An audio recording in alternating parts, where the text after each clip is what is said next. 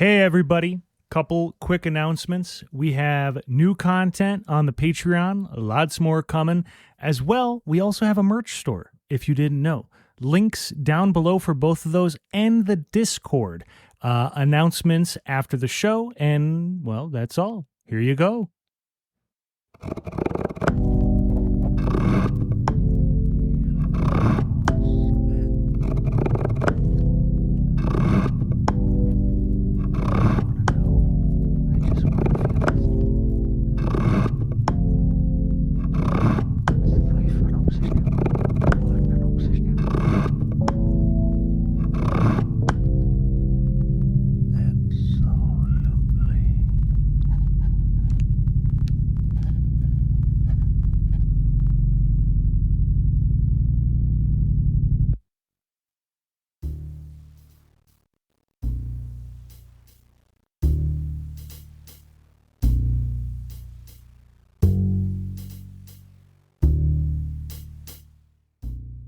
Okay, so last we left off, well, I'll start by asking, what do you remember?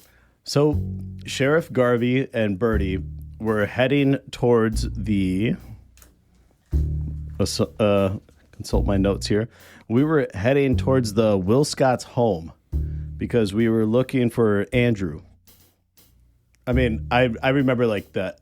We never went beyond the footprints, right? You searched the house. Yep. Found Mrs. Will Scott. Yep. Found a bunch of stuff in Andrew's room. Yep.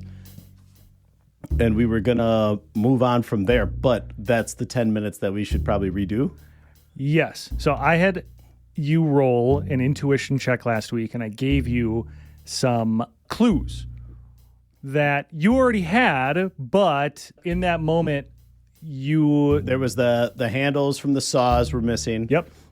The tracks that led out the back door were boots, and then those boots appeared to melt and turn into feet and then disappear. Yep. Yeah. And there was, let's see, there was also a bunch of Clumian. Okay. So he found, I got some Velcro on my fucking... Yes. Fuck out of there. Okay.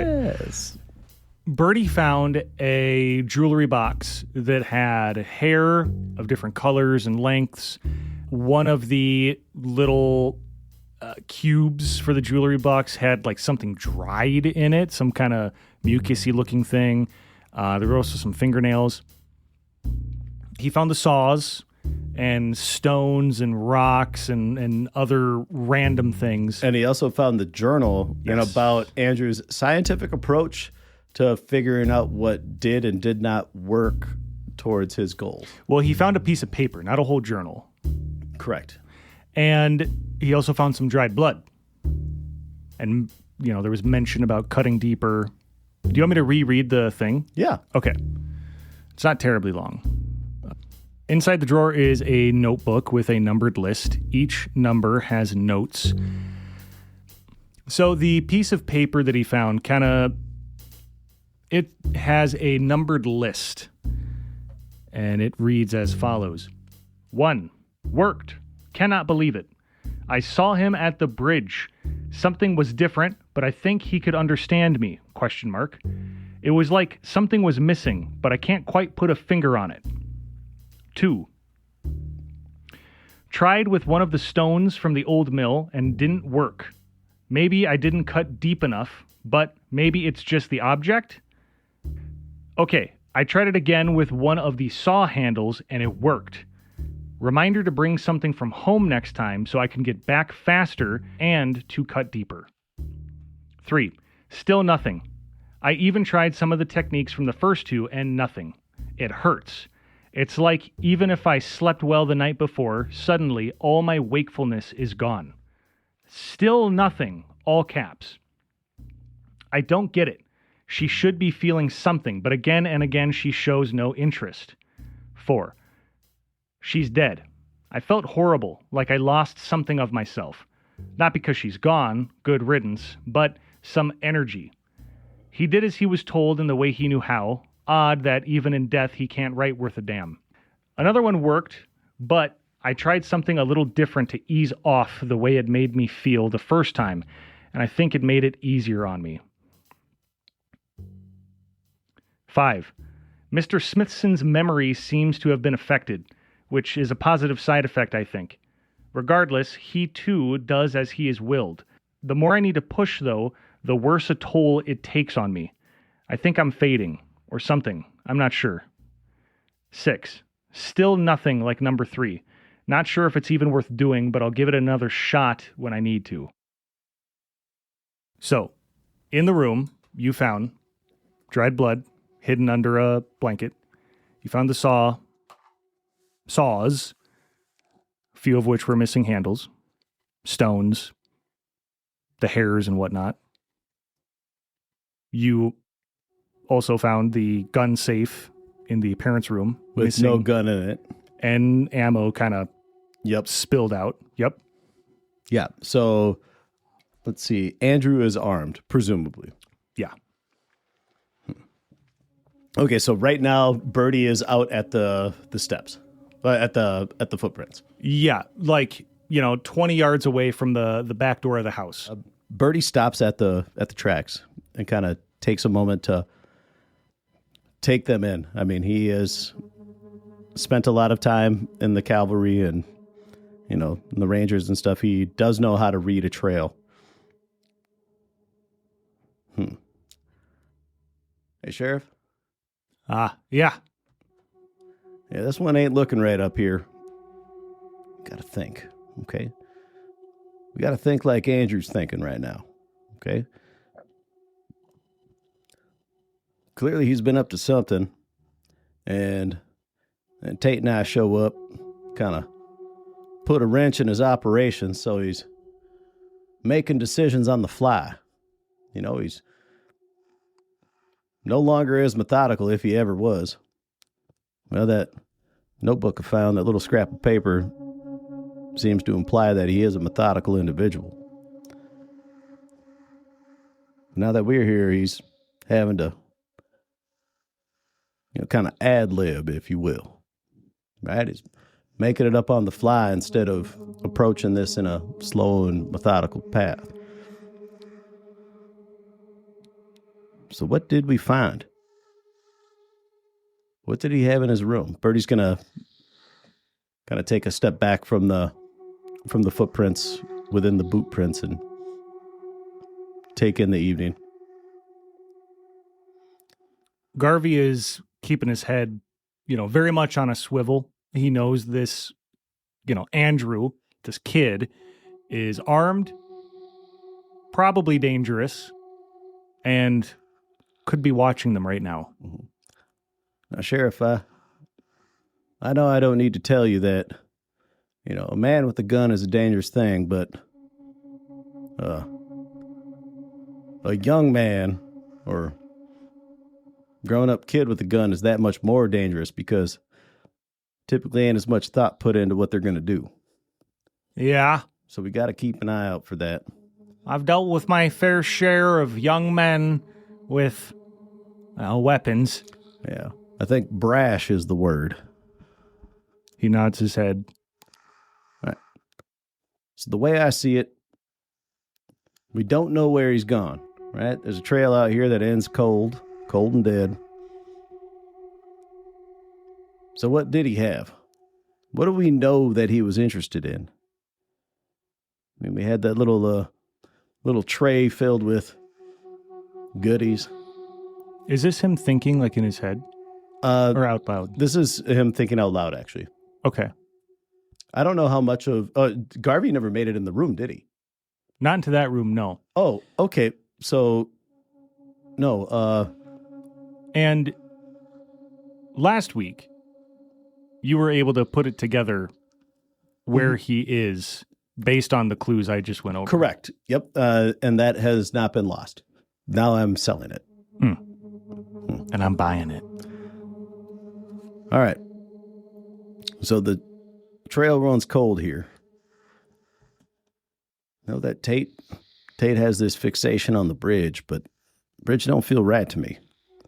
I mean, it's a place, and it could be something, but What are we missing? You know, Garvey, when I was in his room, he had a couple of them saws leaned up against the wall. You know, like them long ones, probably from the loggers' camp. He looks at you. Right? A couple of them are missing handles, too. What would a boy want with a saw like that, other than what any boy would want with a saw like that? Well, I don't know. Where would he get it? Well, he'd probably get it from, something like that. Logging camp, a mill. Okay, the mill, huh? How long that mill been shut down now? Well, I don't know the exact year, but at least a couple years. Okay, so we got... I don't think more than 5, but more than a couple. So we got an abandoned mill. We got saws sitting in this this boy's room. A bunch of gibber. I don't know, man. My gut's telling me we got to go to the mill. What's at the bridge? It's a bridge. Yeah. What's at the mill? The mill's a big place, right? Fairly. I've never been myself, but what I've heard. You ever been to a small sawmill? Can't say I have. Exactly, right? All sorts of contraptions and little nooks and crannies for kids to play around and, hang out. My gut's telling me we got to go to the mill. Well, mill's at least 2 hours from here, but oh shit, I follow your logic quite well. Mm-hmm. We lost the tracks fine, but that does seem like a good spot for him to go. All right, so let's put ourselves in the shoes of young Andrew, okay? He's been running around doing who knows what. Tate and I show up, and things start to get out of hand. We see him when he don't want to be seen. Tate has running with him at the bridge, right? Chases him into town. I mean, is Andrew an idiot? I mean, would you call that man simple? Well, I don't know him very well. You ever see him lick rocks and shit? Is he got a head on his shoulders? He looks at you, kind of tilts his head like, lick rocks. I don't think I'm the one to give a judgment on that. Fair enough. Well, the way I see it, when people go from a state of comfort to a state of panic, right? They make mistakes. Okay, but there are degrees of mistakes that they make. Okay, now, the obvious place for us to go look for him is at the bridge, because that's where Tate ran into him last, right? And right now, everything seems to point towards it. But if Andrew's got a lick of sense in him, he ain't going back there, right? Sure. He knows it's compromised. He ran into my partner there and got chased. So that's no longer a place of safety. It's no sanctuary. Up in his room, I saw he had a couple of them saw blades. And, this being a former logging town, I mean, I'm sure there were saw blades all over the place, but you wouldn't just spread them out willy-nilly, right? You'd concentrate them somewhere, right? Where's the mill at? He kind of scrunches his eyes a little bit and looks up like he's thinking. About 2 hours from here. Okay, so we have a place that's far from town, right? 2 hours is a good lick. Yeah. If I were Andrew and I needed a place to go that I already knew that was far away from the problems that were happening, I'd go there.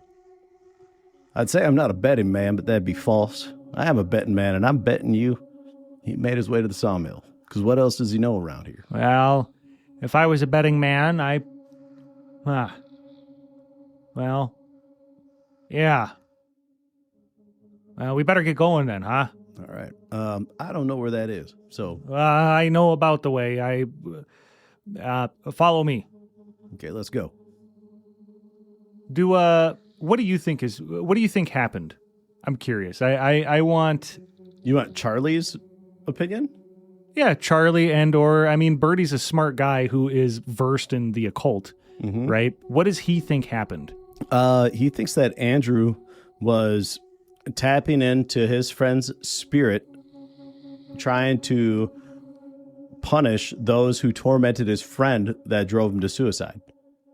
Okay, and how he learned how to do this, I don't know yet, right? But the fact remains, he has spent time and energy and has approached it systematically to figure out a way to use whatever power is afflicting this land to fulfill his dead friend's desire, right?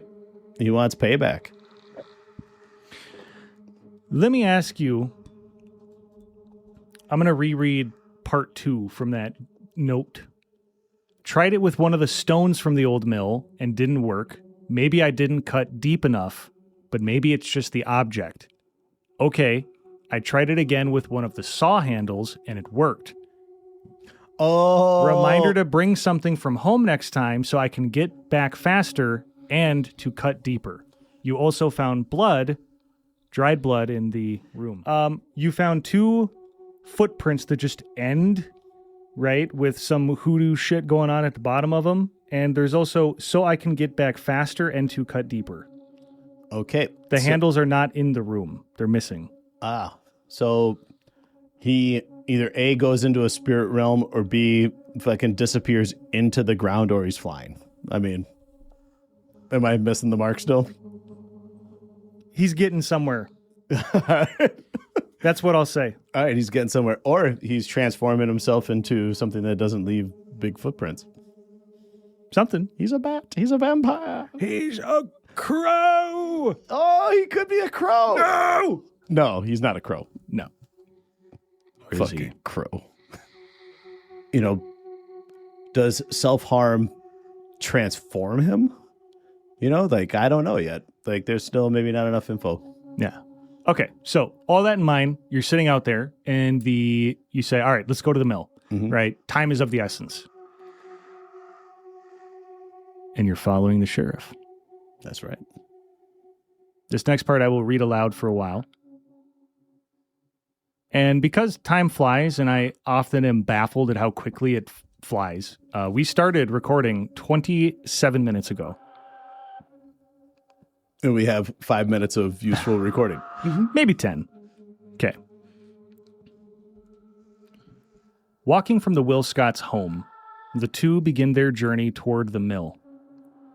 Across the grass and brush, through the small patch of woods surrounding the town, and across a river. Quickly, though, they walk out into an ocean of tree stumps. The land is mostly flat, save for the occasional hill or shallow valley. The sliver of the moon in the sky shares only a little of her light. As far as the two men can see, there is nothing. Where once a cathedral of white pines had lived for millennia, now rests a wasteland. Dead twigs, pine needles, the occasional piece of rusty metal too corroded to identify. As they crest the top of a hill, below them is a small tree. A young white pine stands under the night sky. The wind howls something fierce. The lonesome leaves catch the wind and its arms twist.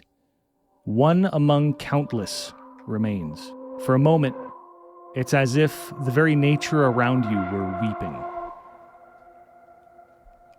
After some time, the distinctive shape of a building becomes clear. A faint flicker of light waves from the windows.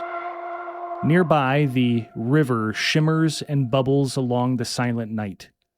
Garvey's head darts to the left as his gun follows. A deer leaps along and stops. In the dark, it's only a shadow along the edge of the water. For a moment, the stag looks on at Birdie and the sheriff. The silhouette lowers its head, almost as if it were showing an appreciation. And suddenly it moves with delicate speed and disappears into the dark. You say anything to Garvey? It's a good-looking book. Ahead, the mill awaits. A few other buildings become apparent. Though difficult to tell, they look to be in terrible condition. The one with the light is along the edge of the river. A ramp creeps up to the second floor where a door is open. Candlelight flickers, but something larger must have been burning earlier. The smell of a larger fire, recently put out, trails down from above. Shuffling and wooden creaks are loud from above. Talking of some kind can be heard. It's unintelligible, and it's uncomfortable to listen to. Something about it is wrong. Another voice replies, more mundane and young, though words are not spoken, but a kind of humming, almost song-like. What do you do? So Birdie and Garvey are crouched near this building. Yeah. Garvey. Yeah. I don't think we're going to be able to creep up this ramp without making noise. Okay, let's try. And as soon as we make something noticeably loud, we go from stalk to sprint. Okay, we got to get in there and stop whatever's going on. I agree. Okay, head on a swivel.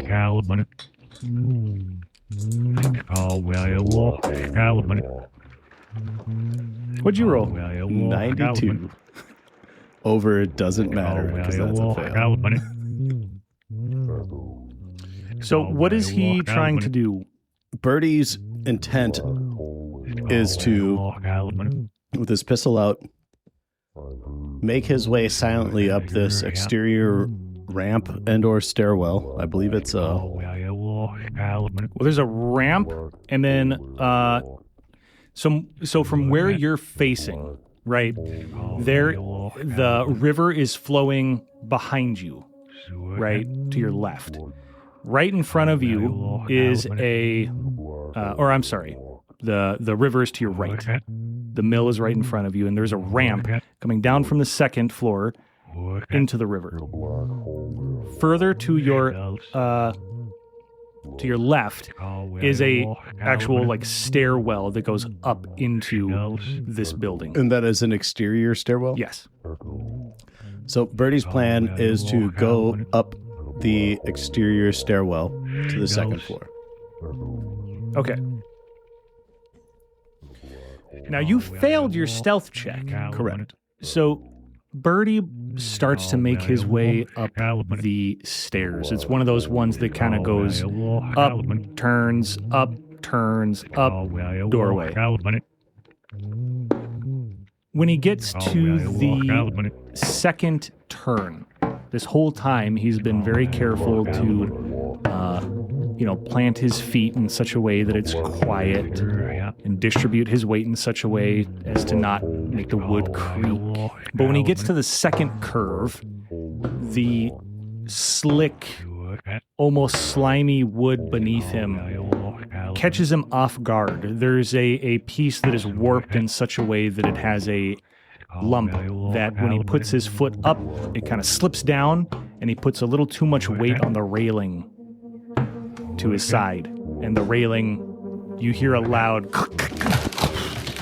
the railing kind of like snaps off and falls down, and then you hear the down into the dirt. Shit. And then you hear humming, and that sound from inside like stops. As soon as Birdie slips and makes that noise, he goes into push mode. Damn it, on me! And he just starts barreling up the stairs. Garvey behind you. Andrew, this is Marshal Johnson. Put your hands where we can see him. We're coming in. As he makes his way up the stairs, he can see through the cracks in the wood the flickering of candlelight and something larger burning inside. The sound that he heard kind of like simmer down when that noise that he made rang out in the night sky, the night. It is now stopped, and you hear 2 feet like plant themselves. Are you like bashing in the door? Oh yeah. Well, isn't the door open? This door is not. The door to the ramp was open. Fudge. Okay. Sorry, I thought it was open. Birdie goes up and tries the handle super quick. Roll a strength check and just tell me what the number is. 64. What's his strength? 50. Roll it again. I'm giving you advantage because this is old rotted wood. 68. Okay, he goes to slam into the door, and it budges pretty good, but it doesn't give way. Damn it. Garvey, get it. Garvey comes up and goes to kick the door. He kicks right true, right where he kicks right above the handle, right where he needs to, while kind of keeping his right hand. He's got his gun toward the door, his left hand on the railing, his right foot comes up, kicks right above the door handle. The door flies open. Inside, candles burn next to piles of old wax. Birdie feels something almost like a subtle pressure bearing down all around him. A pile of ash sits next to a circle of odd symbols colored purple. Nearby, a fresh fire burns next to a similar circle of odd symbols and a young man. His face is pale, his skin sags as if it were trying to free itself from its host. He wears trousers, and around his arms are ripped pieces of a shirt, clearly wrapped around wounds as they are turning red. A small pool of blood glistens near the fire. A knife shines nearby. You also remember that a knife was missing from the kitchen. This looks to be one from the set. His hands are up high above his head, and his eyes are closed tight. The wooden handle of a handgun sticks out from his pants pocket. Something like a mirage moves around his hands. Fibers, threads, veins pulsing. They fade in and out, red and pulsing. Suddenly, a loud snap cracks out. One of the threads breaks, and another, and another. Andrew screams out, clutching his chest and falling to his knees. The fire that was burning flashes out instantly, though the candles dance, seemingly unfazed. Andrew writhes on the floor, the muscle under his skin tense and twitching, his pale face now red as he bares his teeth. Sitting up, he sees the 2 men as he pushes himself backward, sitting back against the wall, holding himself upright with one hand. He lifts the other and says something. What do you do? Get the gun, Garvey. Garvey, having kicked open the door, begins to move in. What does Birdie do? Birdie goes in, weapon raised, takes it all in, and he moves closer to the fire. Okay, Birdie, roll a willpower check for me, which is just POW, P-O-W. 89 over 50, that is a fail. Birdie moves into the room. He stops cold in his tracks and grabs his head. Something dark rises from around him, a shadow of some kind, something once human in some kind of way. Behind him, 2 bright silver discs glow in what must be the head of the silhouette. It pauses for a moment. Andrew screams and twists his hand around in the air. Birdie's eyes glow a little darker for a moment, and blood starts dripping from his eyes. Take 4 points of damage. So I'm also, this is a separate thing. You freeze in place. Your body refuses to move. Trying to say anything or to scream yields only a labored breath. No matter what you do, nothing moves, and suddenly a cold washes over you. A shadow casts, in front of you. Something is behind you. Your eyes begin to get warm and warmer and hot. A breeze runs through your brain, your mind. Flashes of a life bleed into yours. Something is looking into you, and you are looking back.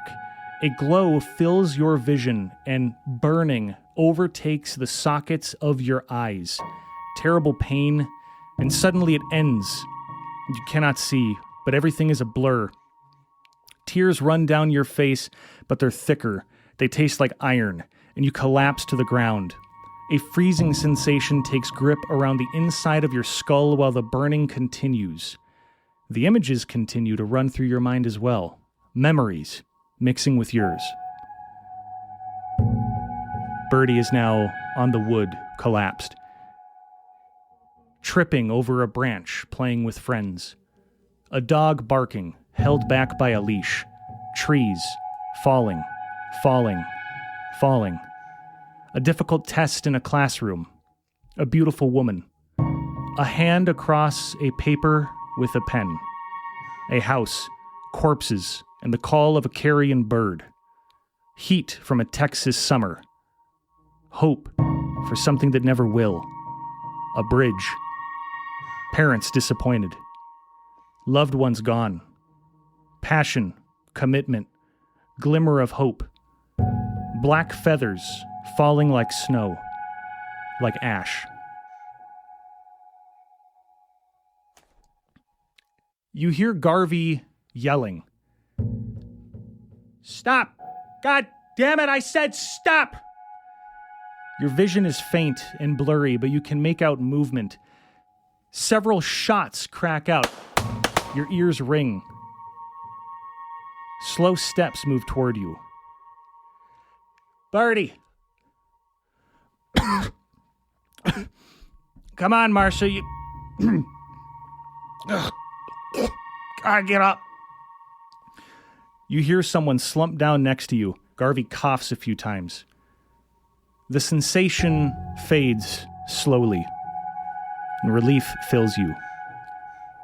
Your vision comes back a little and a little more. The foreign memories remain for a moment, but like a dream, each fades. You remember the feelings, the ideas of them, but with each second, they're gone. Oh, it's not good, says Garvey with a rasp and a gurgle. You look over, still blurry, but you can see his hand is covered in blood. His blood. A red puddle grows from his shirt. He coughs. Blood drips from his mouth. He stares at the ceiling, his gun falling to the wooden floor. Now, Birdie,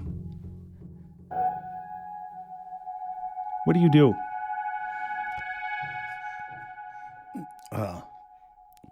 His vision is still blurry, and he still feels kind of fucked up. He's just taken 4 points of damage. His eyes hurt. Garvey, hang on. Hang on, I'm coming. Birdie makes his way over to Garvey, who's right next to him, right? Yep. He's going to try to put his hands on the wounds on his chest or his torso, wherever they are. He's going to try to apply pressure. Just hold on, man. We're going to be okay. Just stay with me. Just stay with me. How long does he do that for? Probably until he feels the blood stop pulsing against his hands. Just hold on, man. We're going to be okay. Just stay with me. Just stay with me. How long does he do that for? Probably until he feels the blood stop pulsing against his hands. Time passes. It's hard to tell how long. Feels like forever. Feels like a minute. But Garvey does pass. Birdie's going to take in his surroundings. Where's Andrew? Birdie is only a few feet from the door. Andrew is only a couple yards from him. Several yards in front of you, you see a shape on the floor where you had seen Andrew backing up against the wall. You remember that he was not wearing a shirt, pale skin, but now it looks red. Still blurry, but you think you know what happened. Damn it, Andrew. Birdie is going to crawl over to Andrew. Maybe walk if he is going to try to walk. Roll dice for me. That is a 40 over under 70 for Constitution. Birdie is able to push himself up to his legs, but he is still a little bit unstable. His vision is... well, he's worried it won't get better. And then what do? You walk over to Andrew? Yep. Gun still in his hand. And he's going to kneel next to him. Hey. Andrew. He's going to search for a pulse. There is none. And while you're searching, you feel the slick of blood. Seems like there are 2 bullet wounds in his torso. Damn it. All right, Birdie's going to kick the fire. The fire's out. Oh. There's 2 piles of ash now. The candles around still flicker. Birdie's going to take in his surroundings. Does he feel that presence anymore? There is malice in the air and an awareness that you are vulnerable and that pressure is still there but different. Birdie is going to try and distance himself. He's going to try to leave the building back the way he came. Can I describe a little bit about what he sees in the room before I... Absolutely. Okay.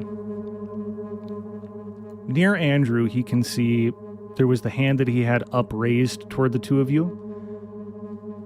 There is also a gun near his right hand.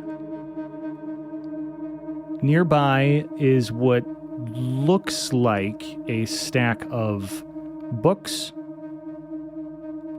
His vision is still blurry, but there's also a bag. Philip, I think it's you in here. It ain't worth it, son.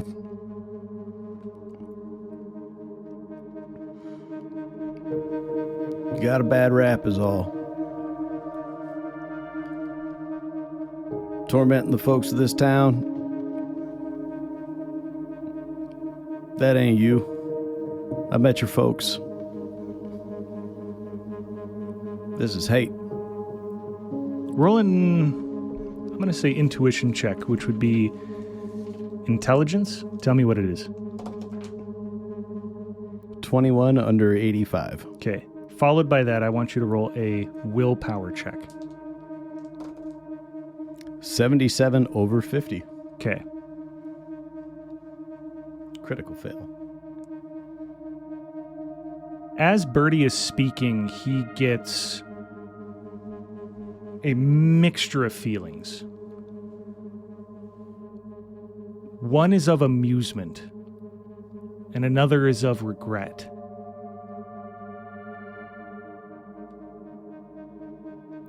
Shit, I weighed this all wrong, didn't I? You ain't Philip.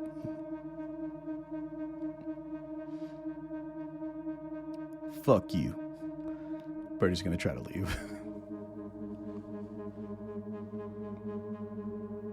Okay. He walks out. He's going to make his way downstairs. Outside, he's going to walk 100 yards. He's just going to raise his pistol.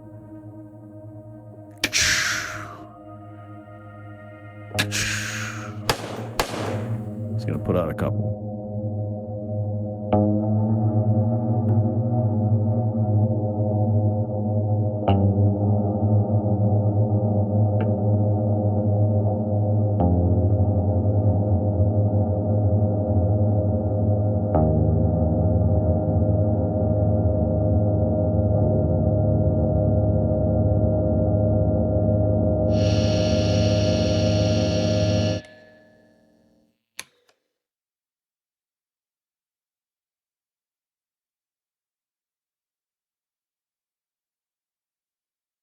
Hey, everybody. It's me, your boy. What are we doing?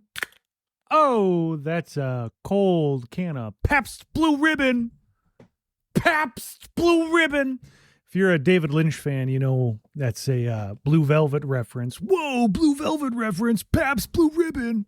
Anyway, from me having a good night, I'd like to wish you a good morning. And thank you for listening. I have several big announcements to make. Number one, we officially have content on the Patreon. Episode 1 of Old Parasol Offline is out.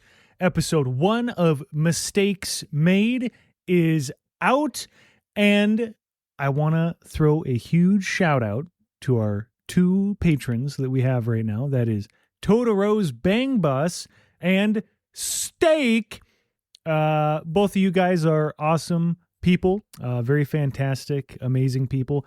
Totoro's Bang Bus actually also has his own show that he runs, the Chaos Engine podcast, which is some good shit. Go check it out. But either way, the plan right now is to put out 1 episode of Old Parasol Offline out each month. It's something we record, when we're done with Suffer Not. Usually we hang out for a while, pour a little bit more whiskey, crack another beer or two, smoke a cigar on the porch. That's kind of become a tradition. I like the occasional cigar, and we've been working on this show and other stuff for fucking ever now. And I just every time have brought a cigar, and Dubois and I will go smoke that on the porch. And either way, other thing, the Mistakes Made. So obviously we have a backlog because the most recent release was the first 5-6 episodes of Apollo's Cradle. So we got to get caught up. Once we're caught up, that'll be a once a week thing. Right now, I believe the plan will be to release that I'm going to do my best to get caught up on Mistakes Made. Releasing, the next 5-6 episodes and the next 5-6 episodes and the next 5-6 episodes worth of bloopers reel up until we're caught up, at which point we will release them, or, I'll release them with the episode that came out. So if I'm, putting out episode 32, that same day or that same night, the bloopers reel for episode 32 will go up on Patreon. We also have Universal Origins coming up, the second official show produced by Old Parasol Production. It's a D&D 5th edition show written and GM'd by Sadesky, with myself and Dubois playing in the game. So if you ever wondered, what the hell would a game be like with Tate Clay running a game? Well, now you can find out. And you ever wondered how Zenner, moi, is as a player? Well, maybe you listen to some other shows that I've done before and you already know what that sounds like, but maybe you don't. And here's your opportunity to go subscribe on Patreon and find out. We also, I'm very excited to announce, have a third player. Whoa, shocker, controversial, a third player on the D&D Patreon show, who is played by none other than Hunter Hagelin. Now, who the hell is Hunter Hagelin? Y'all don't know, but I know him. We know him, and he's a great guy. Great on mic. He's a great guy. Very, very long time friend of mine, and Dubois, Sadesky, and I have played games with him before. We've recorded games with him before, like practice stuff. I've worked with him on a couple other creative projects, and he's just like a professional with the microphone. Very proud of him. He just put out his first rap song, Alan All In. Everybody, if you're curious at checking it out, I think the song is called MAGA State of Mind. So, but anyway, so yeah, that's our new show that's going to be on Patreon exclusively. And I can't really say much about it because it's written by Sadesky. So I only know what I as a player know. And what I as a player know is that the first chunk of it, the first like episode, we'll say, came across as a pretty standard like 5th edition thing, and then it very quickly became something different, and I was very pleasantly surprised at the turn of events, because I kind of assumed like, oh, it's D&D 5th edition, you kind of know what that's going to be like, and I really like weird shit, if you couldn't tell. I write this show and I feel like parts of this show are kind of weird, so maybe that comes across, but I like weird shit.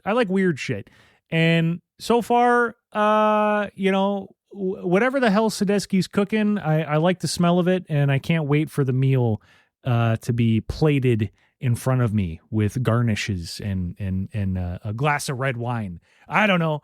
Either way, that's coming up soon. So we have Old Parasol offline. We got Mistakes Made. Universal Origins is coming, and then we also have the exclusive, events, fan events. That's at the $10 tier. Once a month, we have a get together, a movie, a video game, something or other, whatever we all feel like doing, in the locked room. So check that out too if you're interested. But we also have, if you guys just want to support the show, want to help us make more content like this, we do also have the $3 tier. You get a nice Discord title and shout it out at the end of the episode, just like I did the two guys earlier. You want to get shouted out like those two guys? Okay, well, $3 a month. Boom, there you go. Lastly, I think this is the last thing I got. I always got more, but hopefully this is the last thing. The merch, hats, shirts, mugs, stickers. Holy crap. Have we got a lot of stuff for you guys to check out, for you guys to wear, for you guys to stick on the bathroom at the cool alternative goth coffee shop that you do all your work. And I know that that's where you do all your work because I see you there, because that's where I do all my work. So, what else? Pet your cat. Pet your dog, tell your mom you love her, tell your family you love them. Go to work and do as much as you need to do to not get fired, and enough that it looks like you're doing a good job, but you're actually doing as much as you need to. You know what I mean? Get that paycheck and don't hurt yourself. Bye.